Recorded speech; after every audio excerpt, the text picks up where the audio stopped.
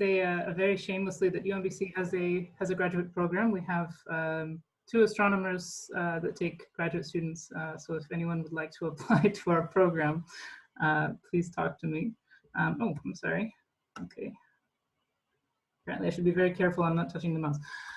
Okay, so I wanted to start with just a brief introduction, because I believe everyone here has some exposure to astronomy and probably has encountered the topic of active galaxies, or AGNs. But as a reminder, the AGN, sorry? Sorry, you should mute yourself. Okay. Somebody So is not muted. Yeah. The heart of the active galaxy, so these are practically all galaxies have this supermassive black hole of 1 million to maybe as much as 10 billion solar masses at the center. And we know that in some fraction of these galaxies, the black hole is actively accreting, right? So we get the thing that makes it an active galaxy is the accretion process, right? So accretion plus supermassive black hole equals AGN. And of course, this we talk a lot about accretion disks. So in the sort of classical picture, it would look something like this nice artist drawing at left. It's not necessarily actually a disk, of course, but you know, AGNs come in a very wide variety, particularly because the amount of accretion onto the black hole can vary a great deal over perhaps 6 or 7 orders of magnitude. And so when you're accreting at a very high rate, of course, you have something probably closer to the Shakura-Sunyaev model of a sort of standard thin disk, or sometimes called geometrically thin, optically thick.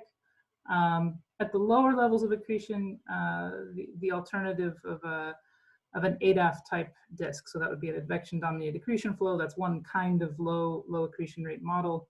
These tend not to form actually classical disks, and don't give you quite the same spectrum, don't tend to give you this sort of modified black body that looks like a big blue bump in the UV. So the central engine is the black hole, and the accretion process is extremely efficient at turning gravitational potential energy into radiation. I have some numbers here which show the efficiency, but it's very simple to calculate. And of course, there's some sort of unknown efficiency factor, but when you compare it to something like nuclear fusion, it's many orders factors more efficient. And because of this, AGN luminosities, especially when they're accreting at a high rate, can reach extreme luminosities, 10 to the 46 ergs per second. This is larger than, you know, the rest of the output from the stars in the galaxy in the extreme cases. Many of you, if you are studying or doing research with the professors doing AGNs, are probably aware of the standard model for an active galaxy. So this is a picture that's probably shown in several hundred talks per year, where you have a kind of a cartoon. There's a black hole down here at the center, and this little pink thing around it is an accretion disk. And we've come to understand that there's a few other components that are important in an AGN. There's the molecular torus. So this would be an obscuring matter, dust primarily, surrounding the nuclear environment in an AGN. We know that this is there because sometimes we can tell that at certain angles, orientation angles, we're not able to see down into the nuclear region. And in fact, what we aren't able to see in those cases is what's called the Broadline Region, or a region of fast-moving gas clouds that emit very broadened emission lines because of their very fast motions. These are very dense gas clouds down in this environment. Further out, you have more tenuous narrow line emitting gas that's not obviously responding to the central continuum. It's a lot less dense. And so this is kind of the unification picture of active galaxies in general. We see things vary with orientation. So far, I've only talked about the mostly optical IR type properties, right? So the emission lines that you would pick up in the optical, the dust emission that you would see in the IR. What I haven't mentioned, and I should also mention that this cartoon picture, as popular as it is is horribly out of scale. Okay, the black hole, of course, would not be visible, the accretion disk either, if you could see this orange molecular torus. Excuse me. So one thing that is shown on this diagram, though, this sort of pale yellow stuff that seems to be streaming out of the black holes. So that represents relativistic outflow. So relativistic jets are present in about, we say 10% of active galaxies. It may actually be more than that if you take into account smaller scale outflows that are harder to detect. But let's say, 10% is a good number. So these are really spectacular phenomena. What you are seeing in the image at right. So this is a radio wavelength image of a source known as 3C353. So that little white dot at the center is the location of the black hole. And you're seeing basically relativistic plasma being shot out at very close to the speed of light and emitting synchrotron radiation, which gives off a lot of radio waves. The kinetic power carried by these jets can be up to 10 to the 46 ergs per second. Their lifetimes can reach perhaps 10 to the 7 years, so they're very, very long lived. And the scales that they can reach are extreme, so several megaparsecs. So that's 1 billion times the scale of the supermassive black hole that's powering all this, which is quite incredible. And of course, it's way beyond the host galaxy. So these objects take energy from the very, very densest innermost parts of the galaxy and basically shoot it completely out of the galaxy and start impacting not only the galaxy, but the inner galactic medium as well. So they can be responsible for heating galaxy scale gas. There's a lot of interest in understanding how these jets possibly cause star formation through impacting molecular clouds, but also maybe end star formation in a galaxy by accelerating that gas and blowing it out of the galaxy. Both of those effects seem to be in operation, although we don't have a great handle on that. So because of the synchrotron radiation from these jets, the way these were first discovered was in the radio. They were extremely bright in the radio by orders of magnitude compared to other AGNs that also had these, broad emission line features and other things that had very little radio. So these are sometimes called radio loud AGNs. And this is what I'll be focusing my talk on. In particular, I'll be talking about the resolved jet. So what happens to the jet when it leaves the environment of the black hole and extends out into the galaxy and beyond the galaxy?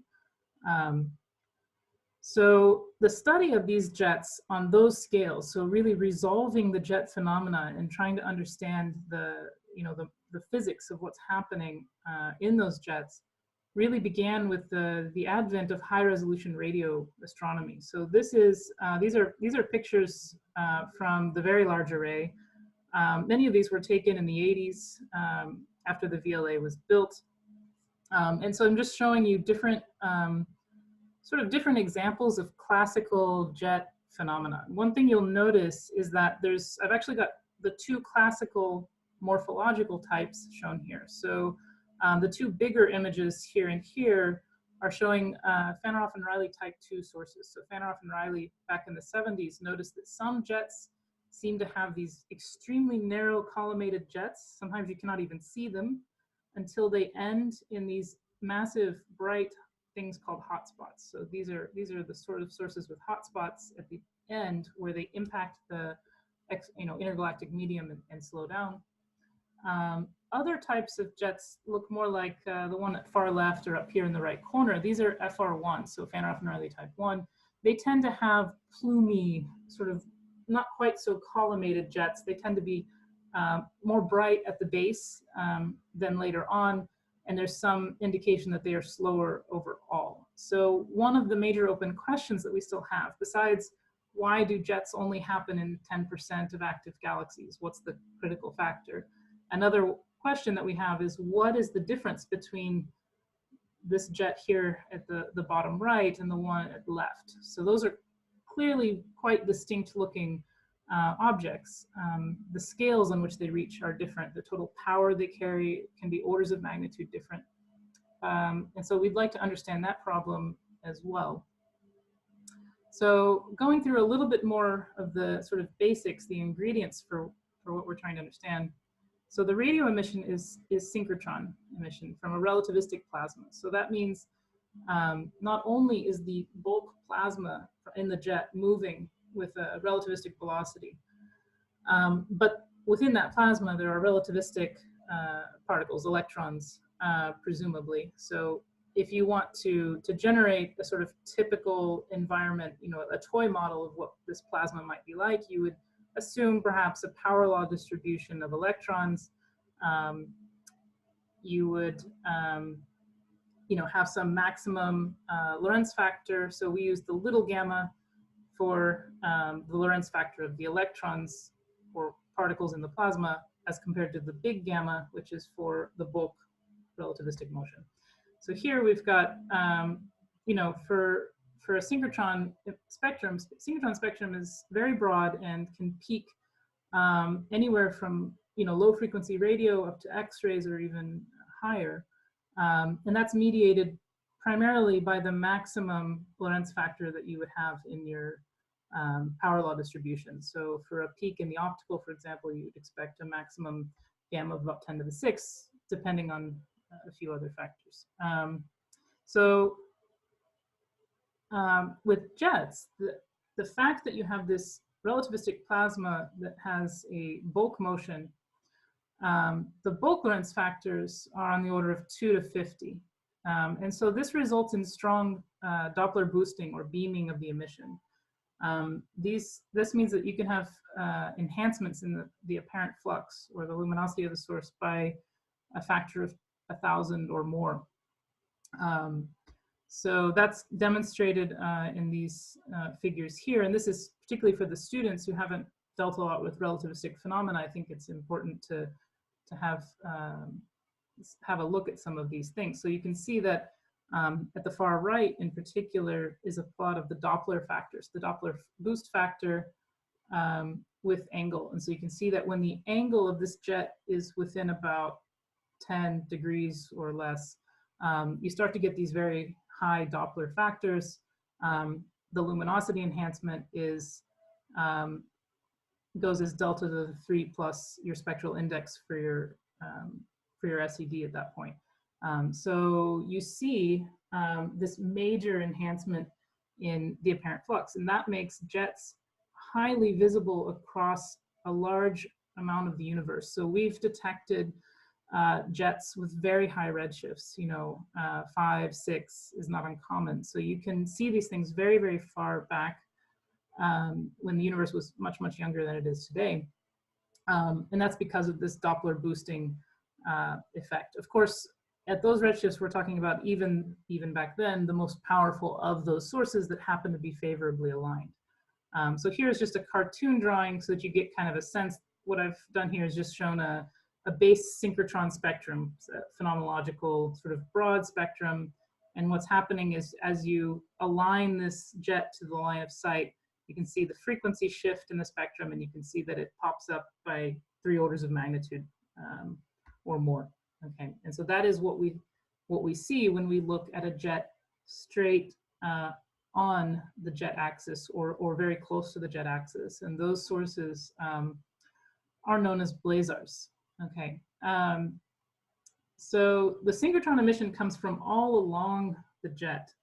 The most beamed part is this core down by the black hole, but there's still a high amount of beaming, a high relativistic bulk motion extending out all the way to the end of the jet, at which point this relativistic plasma is basically slowed so that it no longer has a bulk motion, and it starts to fill these sort of lobe structures. So if I go back to the radio, these sort of clouds, these cloud-like structures, these are synchrotron emitting plasma that was in the jet that have now emptied out of the jet and are much slower.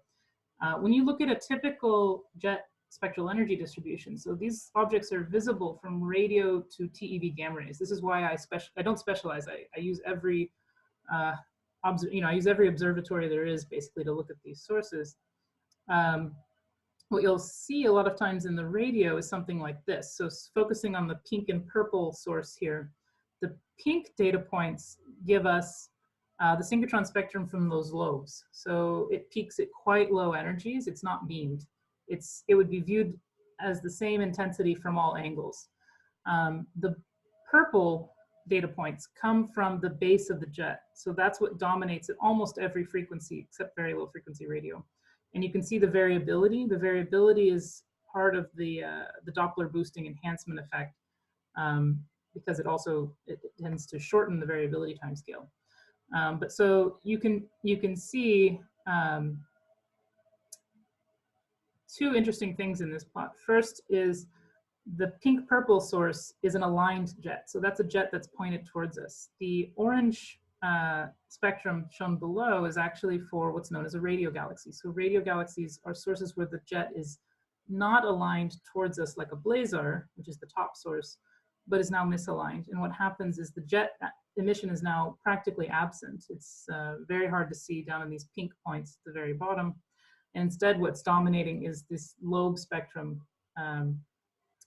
over a wide range of the low frequencies. And these two sources are not intrinsically alike and just different angle. What you're actually seeing is two sources with 2 orders of magnitude difference in their total jet kinetic power. And that's because we know the low frequency lobe luminosity in the radio correlates very well with the sort of time averaged lifetime power output of the jet. There's a lot of scaling relations out there. So jets actually cover about 4 or 5, possibly more orders of magnitude in total carried kinetic power, which of course means they can have very different effects. Lower luminosity jets are going to have more of a local effect, and the big jets are going to have more of an effect on their clusters and things like that.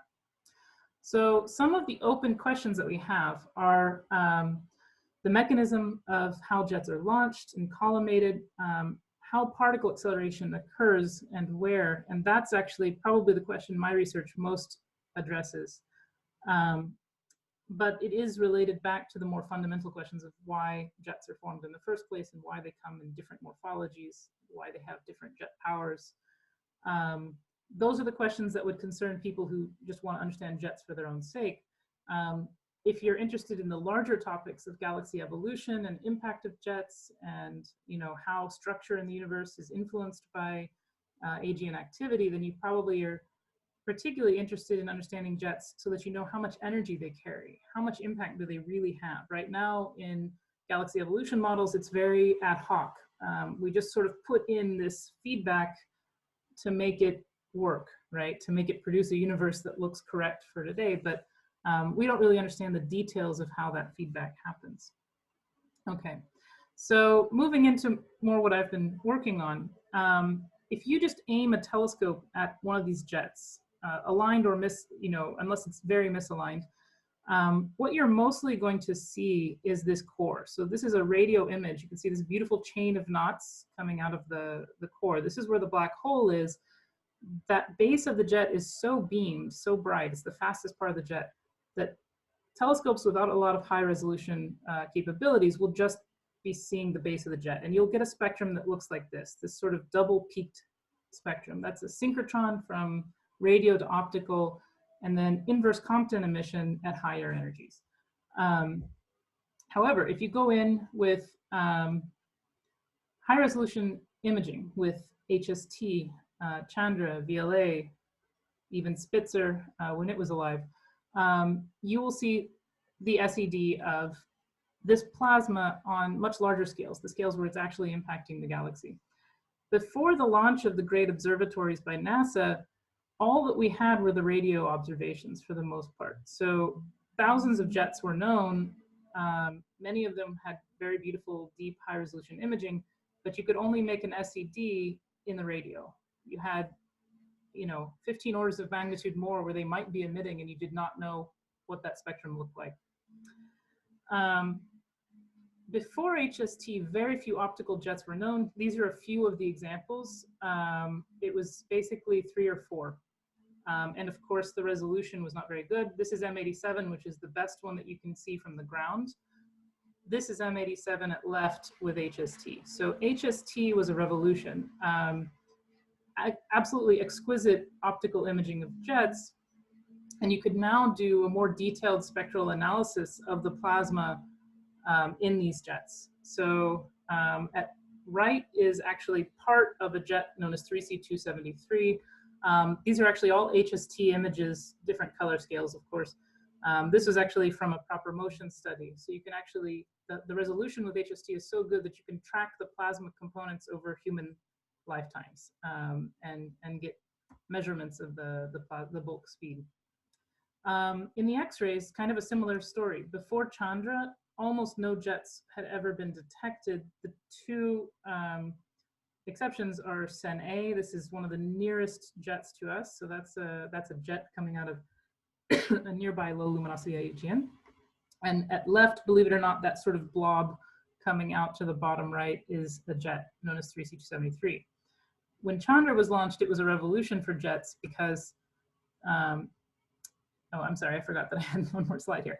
The interesting thing was, even with this Rosat image of 3C273 with this blob that's a jet, they already detected something interesting, which was that the X-rays were at a very high level. This X-ray jet was not really expected based on the radio-optical spectrum. And with the launch of Chandra in 1999, there was a new discovery. And so this is the very first image that Chandra took of a source known as Parks 0637752. They chose it because they thought it was a point source good for focusing the telescope. And when they looked at their images, they realized that it was not a point source good for focusing the telescope. There's a jet. Okay, this was a radio jet that was known, but they did not expect to see it in the X-rays. So to show you why this is unexpected, this is, at left is M87, top left. The spectrum of M87's jet looks like this. The X-rays are quickly falling here. Park 0637 is below, and you can see that the radio-optical spectrum here at the bottom right is clearly peaking in the sub-millimeter regime, and it was expected that there would be absolutely no X-ray emission. So this X-ray emission, this point with the green lines showing the hard spectrum, is extremely anomalous. And this was the first thing that Chandra discovered, and it's been an enduring mystery ever since. So Chandra was launched in August 1999. Less than a year later, people were writing papers about this source, trying to understand what could be causing these X-rays. They're orders of magnitude more than you would expect. Thermal Bremsstrahlung, so you have to basically just start going through the different processes that can give you X-rays. Thermal Bremsstrahlung did not really work. The electron density required is far too high. Synchrotron self-Compton, you can always dial the parameters to make it fit the spectrum, but you end up with just unphysical parameters, really gross departures from equipartition, Doppler factors that are unreasonable. One early idea that was discarded was inverse Compton upscattering of the CMB. So the CMB is an ambient photon field that's everywhere. So if you have these, energetic relativistic electrons, they should inverse Compton scatter them to higher energies.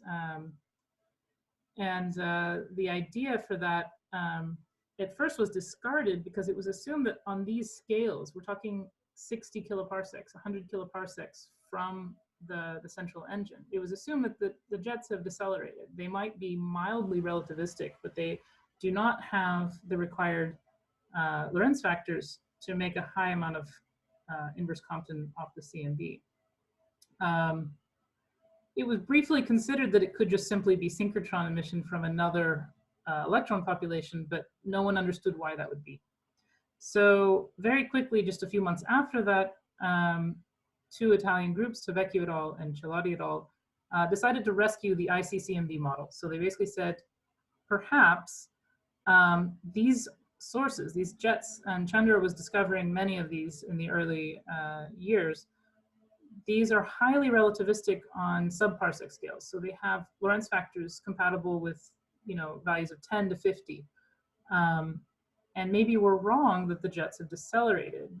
Possibly, if they maintain a Lorentz factor of 10 to 50 on kiloparsec scales, you can basically Doppler boost the inverse Compton emission enough to make these X-rays. So this is this is actually the paper by Chalati et al.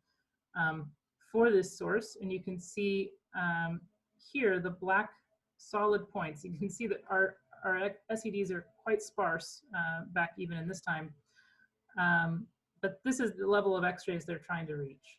So they made the jet very fast, they made the orientation angle very small, and they were able to make this model work. Okay, this is another case just a couple of years later. So this has been a major discovery of Chandra, that there are X-rays, anomalously high X-rays from relativistic jets, these resolved jets sticking out into their galaxies and beyond their host galaxies. And over the next 15 to 20 years, the popular model is the inverse Compton model. So everybody assumes that ICCMB is correct, that the CMB is being upscattered by relativistic jets. There started to be some doubt creeping in not too long after this. One of the major discoveries was extremely rapid variability. So this was a jet known as Picture A, where knots in the jet were found to fade over the course of only 2 years. So if you assume that that tells you something about the implied emission zone, it must be really much smaller than the jet cross-section. This kind of variability is completely incompatible with inverse Compton upscattering of the CMB, because the electrons responsible are extremely low energy. The CMB itself does not vary. So we're not expecting these kinds of variability events in an ICCMB model. But for the most part, things were at a standstill. Every few months, Chandra would detect a new X-ray jet. Somebody would write a paper modeling it as inverse Compton upscattering of the CMB. But the truth is that there was no real proof that this was the right model. Here is shown some data and two model fits. The data is identical, but it's two completely different models. So we've got, left is a synchrotron emission at low energies and inverse Compton upscattering at the high energy end. And at right, it's just two synchrotron spectra, okay, from two different electron populations. And the problem is that you can fit the data equally well with both models. There's no ability to discriminate just based on radio, IR, optical, X-ray data. So Chandra got us into this mess. Where I came in and started working on this was when Fermi was about to be launched. So Fermi is a gamma ray observatory. And one of the interesting predictions of the ICCMB model is for a high level of gamma rays. So the ICCMB model is extremely simple. You basically have one electron population responsible for the synchrotron emission and the inverse Compton spectrum. So the shape is the same. You've just shifted it to higher frequencies and to some particular luminosity. This shift is parameterized, or can be parameterized, by B over delta. So that's the magnetic field divided by the Doppler factor. This was presented by Marcos Georgianopoulos in 2006, and at right is kind of a depiction of this. So if your B over delta is too low, you end up with an IC spectrum that doesn't match your X-rays. If it's too high, you exceed your X-rays. And so there's an exact value of B over delta that hits the X-rays and makes a very fixed prediction for the gamma rays. So this was the thing that made me interested, because I thought, the ICCMB model is nice, but no one's ever really proved it. Let's go find the gamma rays and prove that it's correct. When I started the process, I was sure that it was the correct answer. And as so often the case in science, I was wrong. So I'm going to spare you the details of how we dealt with the Fermi data. I can talk about it later if anyone's interested, because Fermi doesn't have the resolution, right? All of this is done with high resolution telescopes. Fermi has poor resolution, but there is a way to get the minimum Fermi flux on a source. And the minimum for several jets we've now found is far below the mandatory required level for the ICCMB model for the X-rays. So this is a case of 3C273, a very famous jet. So this is the radio, optical. You can see the UV already shows the second component starting. You have to extend this spectrum all the way up here to the gamma rays, but the green arrows show very deep Fermi limits. You can't make this spectrum hit both the X-rays and the Fermi limits at the same time. One of them has to be off. Park 0637, the very original Chandra detection source, has also been ruled out. My graduate student, Peter Breiting, has now gone on and ruled out ICCMB in several dozen cases. So it is clearly disfavored now as the explanation for the X-rays. So we're left at this point in the story with kind of back at the beginning. So we had this, 2-decade love affair with the ICCMB model. It's I'm leaving out a lot of the work by other people that also showed it was probably not correct. But I think the gamma ray limits were one of the things that really seemed to sort of be the final nail in the coffin, as we say.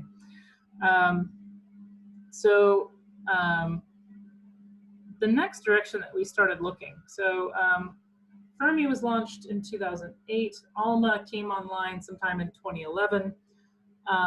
We started using ALMA because of our interest in testing the ICCMB model. So ALMA is basically like the VLA in terms of its capabilities, or even better in terms of resolution and sensitivity, but at sub-millimeter wavelengths. So between 90 and 900 gigahertz, essentially. So these are ALMA images of the jet Park 0637-752. You can see absolutely beautiful spatial resolution. And these are just a few other examples. So we were interested in ALMA because some people were trying to rescue the ICCMB model by fiddling with the spectral parameters. So they said, maybe if we make the SED a little bit more shallow, we can get under the limits. And ALMA was helping us show that that was wrong. So here's two examples from my student Peter Breiting's work. You can clearly see that the requirement of the spectrum to go through these ALMA data points brings you clearly well above the Fermi upper limits. So the ALMA data was critical for Peter's work disproving the ICCMB model. But we also started noticing other interesting things in the data. So we noticed, this is a poor SED and I apologize, but we noticed that there were UV excesses. So this is a jet where the radio is doing this, and then the optical UV is extremely hard. So that's a second component. You can't possibly make this work with ICCMB. It makes this prediction. So it would predict this level of emission, which is just totally unphysical. And we see these UV excesses in several cases. So this is another moderate powered jet where you can see the UV coming up. And perhaps the most interesting one that we've looked at recently is in a very low power source. And so the reason the low power source is interesting is the excess X-rays, these unexplained X-rays, were mostly happening in very powerful jets.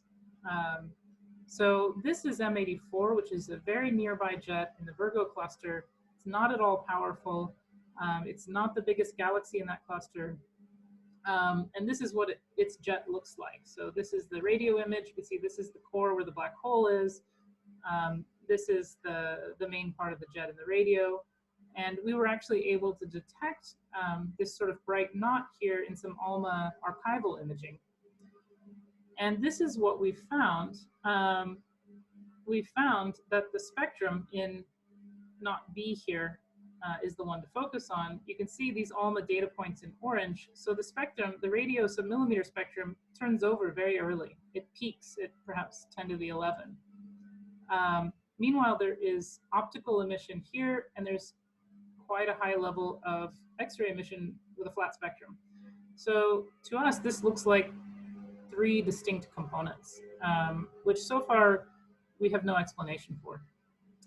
So this was some work that I actually worked with Maria Petropoulou on, where we tried to think of what model could we use to make a spectrum like this. And so Maria has been working with a hadronic model, which is explained here. So the X-rays would be, for this particular model, are synchrotron from secondary electrons. But a model like this is difficult. It requires very, very high power because of the protons, the relativistic protons. You can make a pure synchrotron model work with two electron energy distributions, but even here, the spectral shape is so weird that we ended up using a relativistic Maxwellian with a power law extension. And this may be correct, but it leaves us with a lot of questions, like why would the temperature of these two Maxwellians differ by 4 orders of magnitude? You know, the flow is only mildly relativistic. Is that correct?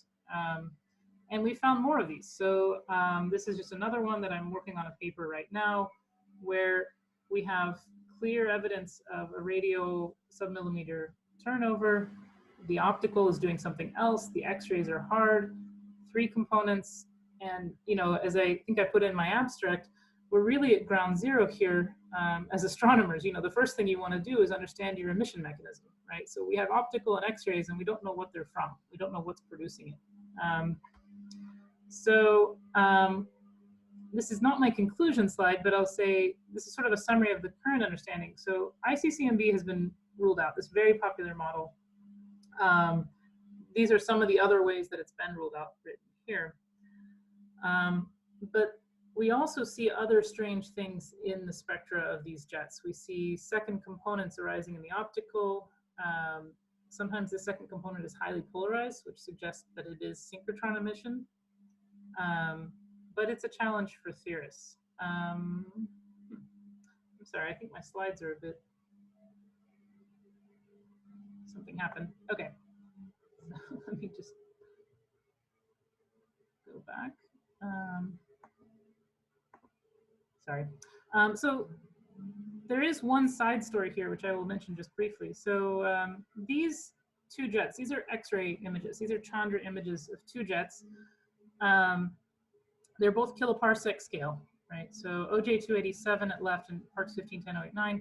These are both extremely powerful jets that produce a lot of X-rays on kiloparsec scales and were modeled as ICCMB sources. They are also two sources where our Fermi minimum flux level actually does agree with the predictions of ICCMB. So for all the 24 cases that we've ruled out, we found 2 where we actually validated the ICCMB model. So this is a bit of a strange turnabout for us, because my group has become famous or infamous for doing this. And then we turned around and said, actually, for these 2, your model's okay. Interestingly, these are somewhat unusual sources. They're powerful and they're extremely fast. So this is a plot, and I'm sorry, I'm not sure why the slides have shifted, but this is a plot of the kinetic power on the bottom, covering 3 orders of magnitude. And the y-axis here is the apparent jet speed as measured by very long baseline interferometry. So this is telling you the jet speed in units of C. So of course it's apparently superluminal just because of the projection effects. But when you can measure the apparent superluminal speed, you get a good handle on how relativistic it is. So it immediately gives you an estimate of the Lorentz factor, a lower limit on it. And these are the 2 sources. OJ287 is in blue and Parks 1510 in red. So it's clear that relative to their jet power, which is shown on the x-axis, they're very, very fast jets. These are really well aligned and very fast jets. And there's some indication that what may have happened is that they were able to maintain these highly relativistic speeds on kiloparsec scales, basically because they've been in continuous operation and have cleared a channel to some extent of material, so there's nothing to really impede the jet at this time. Those are probably somewhat unique conditions. So, but yes, the interesting thing is that in these 2 cases, at least, we do think the X-rays are from inverse Compton of the CMB. And that means that both mechanisms are operating. I wanted to speak just a few minutes about the future and what we might learn from future observatories. So we spent a lot of time using gamma rays with Fermi to understand the X-rays from these jets. And we're now looking at the TeV. So you guys are probably aware of CTA, the Cherenkov telescope array that's currently being constructed, which is going to be sensitive at TeV energy, so above 100 GeV, roughly.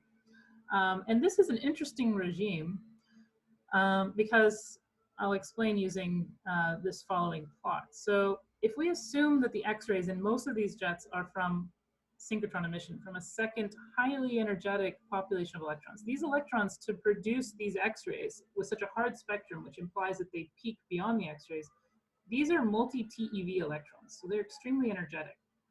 We don't know how they're accelerated, 100 kiloparsecs from the central engine. That's another question, but they seem to exist. So the interesting thing is you have these highly energetic electrons, you have the CMB everywhere as a photon bath. You're going to upscatter those CMB photons now to TeV energies. So what you're seeing here in green is the synchrotron radio spectrum that we thought would give us Fermi gamma rays. And then there's a second blue synchrotron spectrum that hits the X-rays. That is going to give us a TeV ICCMB spectrum.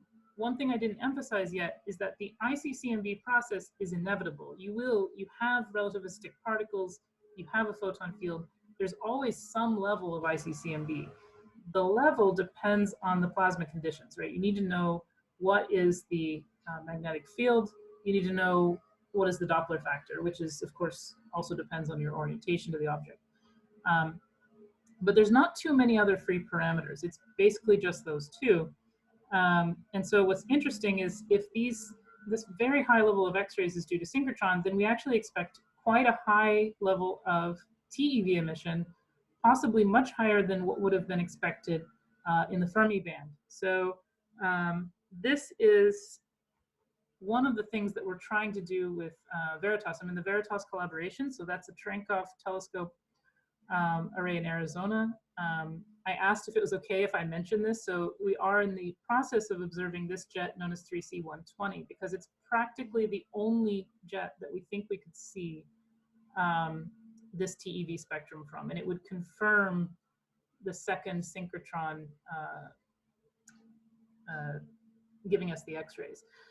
So 3C120 is a very special jet. It's very nearby. This is what it looks like with Chandra. This is what it looks like in the radio. And this is what these two knots look like, the SEDs. And you can see that the X-rays are quite high and quite hard. So that does imply this second SED is very energetic.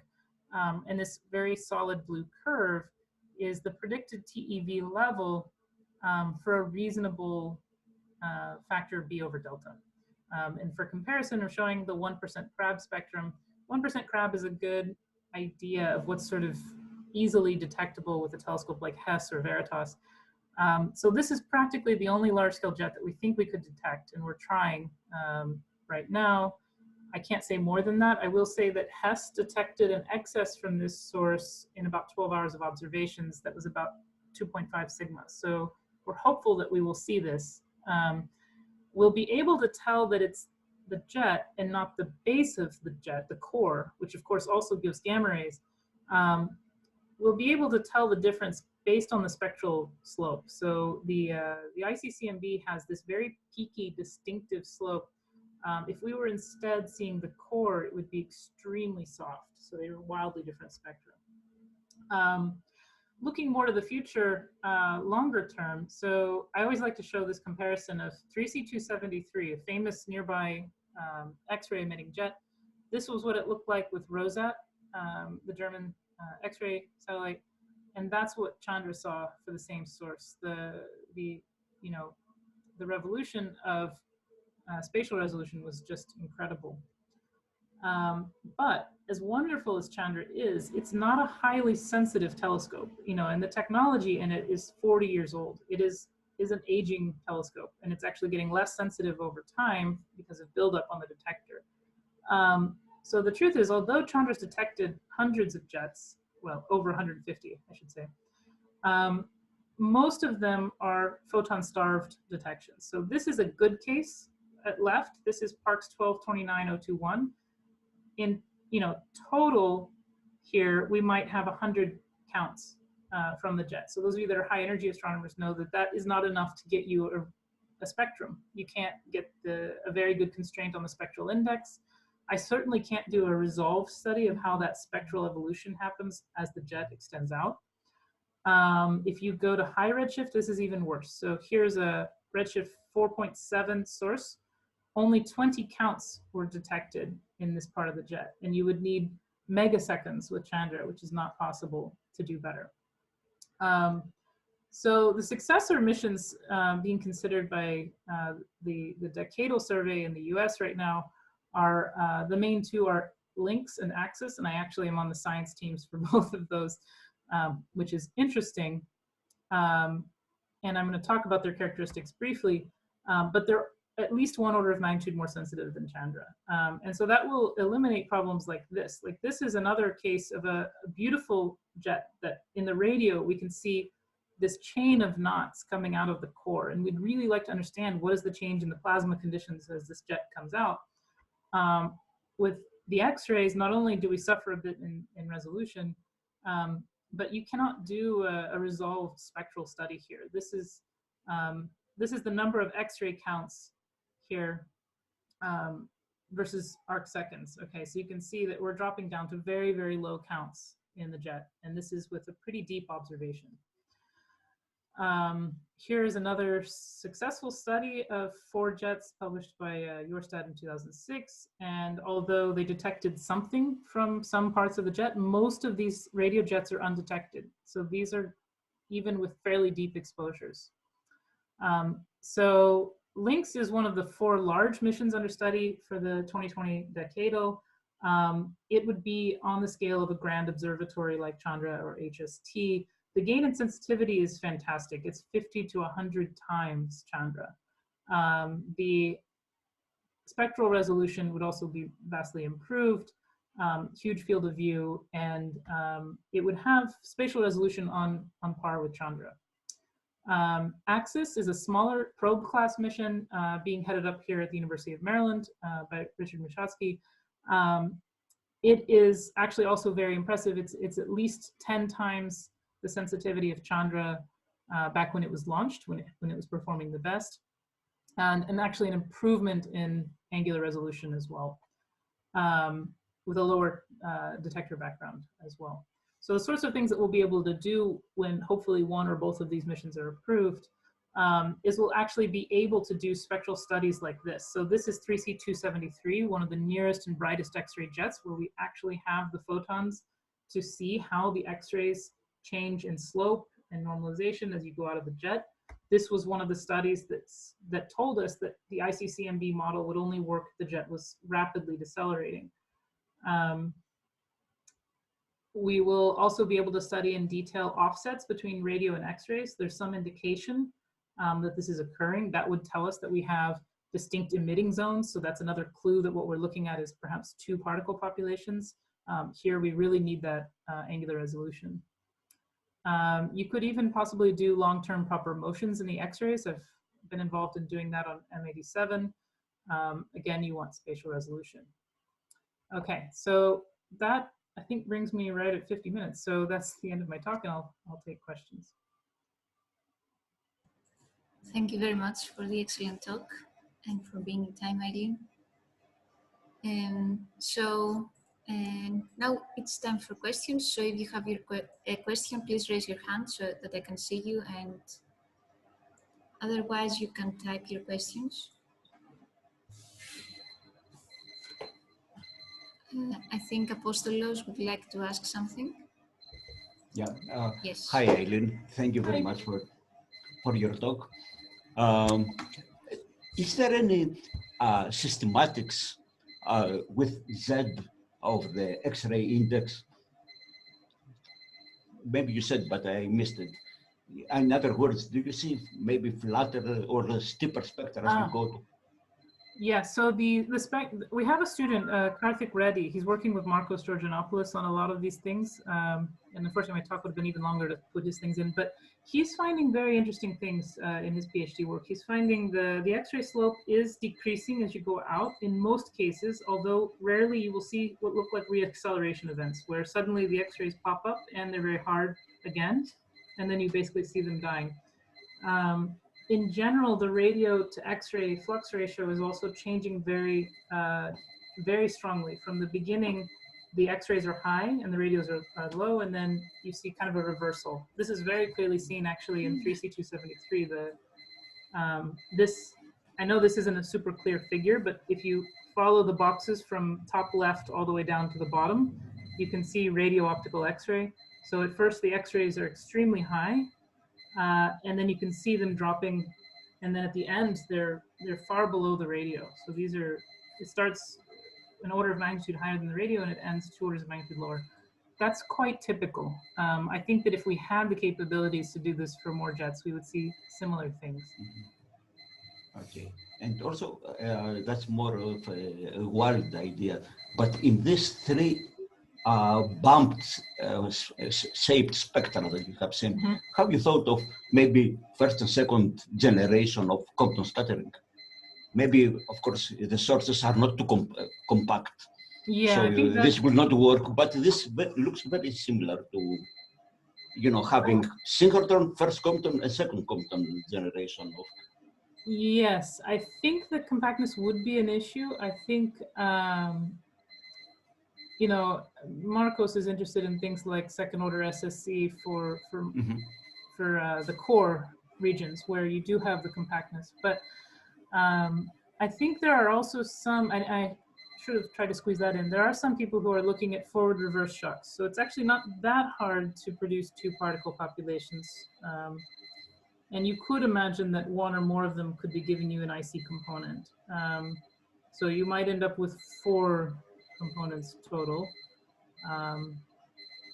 You know, that's an idea. I think right now on the theory side, it's a little underexplored. I think Maria's basically one of very, very few people who've tackled this on the theory side. I feel like as an observer, I'm trying to find people to to look at this because we keep finding strange things. Yeah. Because if you have 2 electron components, then you expect that you could have much faster cooling in the high energy component. Yes. Therefore, you could have steeper spectra there. And I'm not sure if you see it. Yes. Because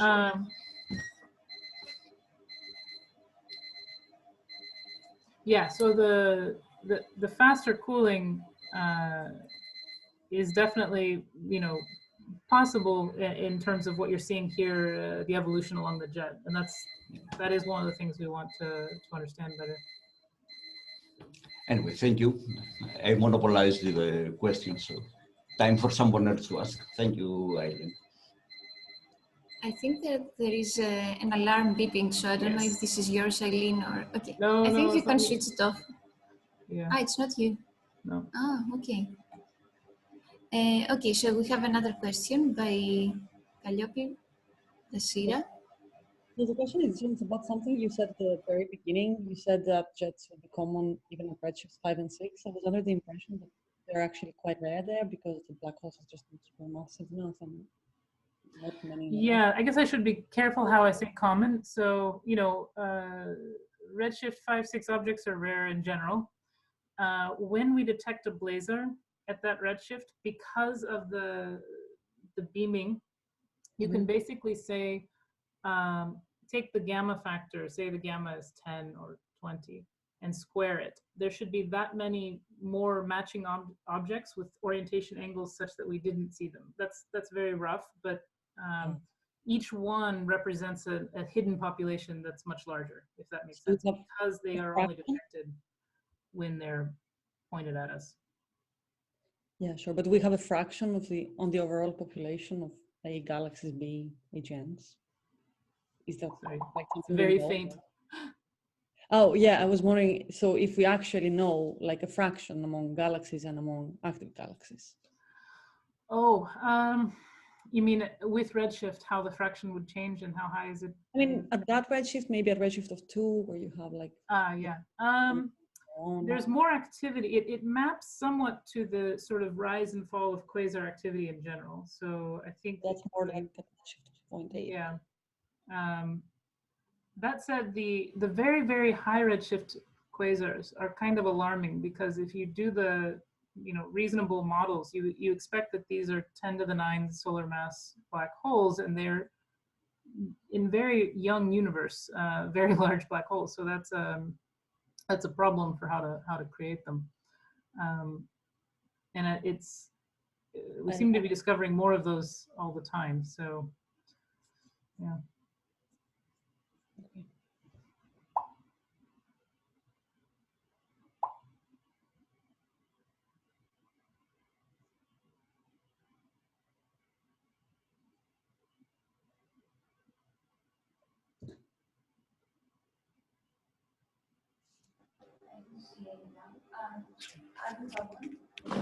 May I ask something about the new missions that you mentioned? What would be the timing resolution for AXIS? So I had to be careful because it's weird to have one foot on both teams and they're slightly in competition, but AXIS is envisioned as something that could happen in 10 years. So their goal would be if they got ranked very highly in the decadal survey, which the decadal committee has met and they've turned in their reports, and we should hear from the National Research Council, I think in January at the latest. So we should find out soon, but if they're highly ranked, that makes it very likely that NASA will approve that mission, and their goal is within 10 years to have an observatory in space. And it's quite achievable. I've been on some of the meetings where they've discussed the technology readiness level. It's quite advanced. They have very few technology gaps, so I think it's pretty feasible. For Lynx, it's a longer time scale, and I don't know if any of you know the history of Chandra, but if you've ever had a chance to talk to Martin Weishaupt about the 30 years that it took to get Chandra launched. It was, canceled, it was brought back, it almost never launched, all these things. I think Lynx, unfortunately, would be more like 15 to 20 years. That's not the timeline they would give you optimistically, but I think because of the way these things happen, think of James Webb, it's a much longer time scale.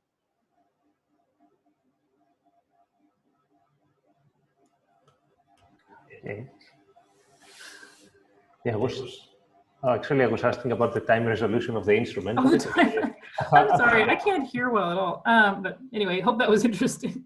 Yeah, I found that. Timers, yes, both of them actually are.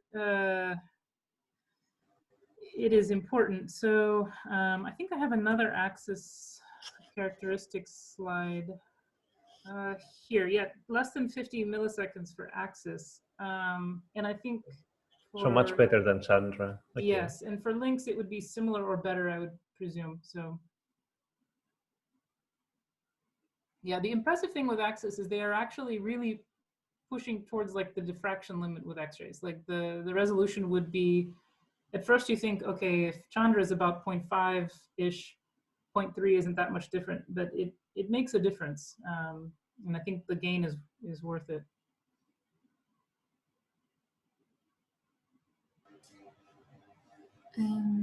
I don't see any questions in the chat room, so I will ask one. You mentioned the upcoming CTA, and I was wondering whether or not CTA will be able to, what is the plan? Is there a plan of actually looking at these hundreds of kiloparsec jets with CTA, and how much time one would need in order to detect at least the lowest flux prediction from the ICCMB model? Yes, good. It's a good question. And in fact, I have a slide that I forgot to include, but the CTA is very sensitive. It's it would pick up, something like this 3C120 that we hope we might see with Veritas. It would be picked up, in a night very quickly. It's hard to say because we don't know the level, right? If nature is conspiring against us and ICCMB is quite suppressed, then even with CTA, it could be a lengthy detection. But I would expect it will actually detect many of these sources, partly because we have seen the ICCMB now with Fermi. So that gives us quite nice constraints because it gives you B over delta. So for example, this predicted curve here is, I think, the exact same B over delta as the mean from the 2 detections with Fermi, because I wanted to pick a value that was, physically motivated. But yes, so for CTA, I'm certain that these will be one of the science cases. They are developing the key science goals now, and these key science projects will only be available to the partners in constructing the telescope, but there will be the ability, of course, to put in proposals with CTA for some of the general access time. So I hope that this will be one of the science goals, but we'll find out. Yes, I think that's going to be exciting if CTA is going to discover at least something in the TV from these large-scale jets. And the second question was related to these peculiar three-component SDs for some of the jets. I was wondering how many sources now you have analyzed that show these features, and if they are already published. No, they're not. No. As I see now. They would have been if... Yeah, and if somebody can find them in one publication, or I can I don't know, somehow to have access. I can give you the spectra because the publication should be submitted pretty soon. But right now we are writing a paper with 3 more. This is one of them. There are 2 more. I have a very talented undergraduate student who's actually doing this work, and she's the amazing thing is that she every source she looked at had this. So I don't know if it was a fluke, but now we're quite surprised by that. So, but I can send you the SEDs.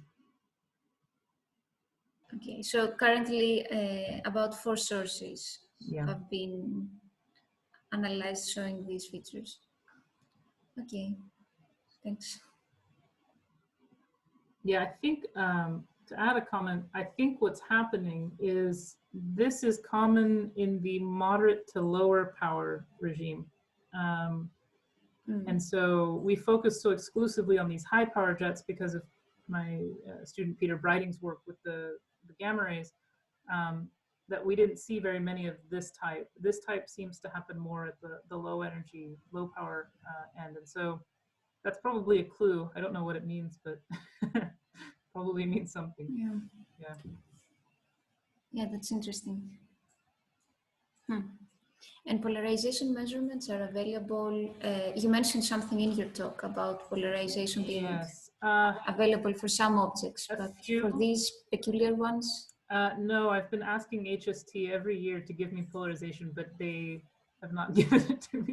It's quite demanding with HST. It requires many orbits because you have to do, each polarizer plus imaging. So it tends to be a rather large request, but I will ask again in the spring and we'll see. There's only one case that has, I think, very clear polarization of the upturn, and that's Parks 1136-135, which is Kara et al. It's actually this source that I showed several slides back with the 2 models. Well, the slides are getting stuck. But yeah. It's not very. One of the prototypical ones. Yes, Kara 2013. Yes. This is hard to see on the slide, but the optical UV is extremely hard. To the point where that might actually be consistent with the slope you would expect from like a synchrotron cutoff spectrum, like a -4/3. We actually had a proposal in to get a few more data points to see if it really was the -4/3, but I have not gotten that. But this is 30% polarized, I think. So that's very high. That's yeah, that's a high level for these types of. So it can basically rule out the Compton. Some Comptonization. Yeah, you have to. I think you could make it work, but only with really extreme kind of parameters. So not very likely. I see. Okay. Any other questions from the participants? Okay, if not, then I think it's time to thank Eileen for the very nice and interesting talk. And hopefully we're going to see you sometime at the University of Athens after the pandemic has ended. That would be nice, yes. Yes. Okay. Καλησπέρα. Καλησπέρα. Γεια σας σε όλους. Θα τα πούμε την άλλη εβδομάδα λοιπόν. Thank you. Bye. Γεια σας. Thank you. Goodbye.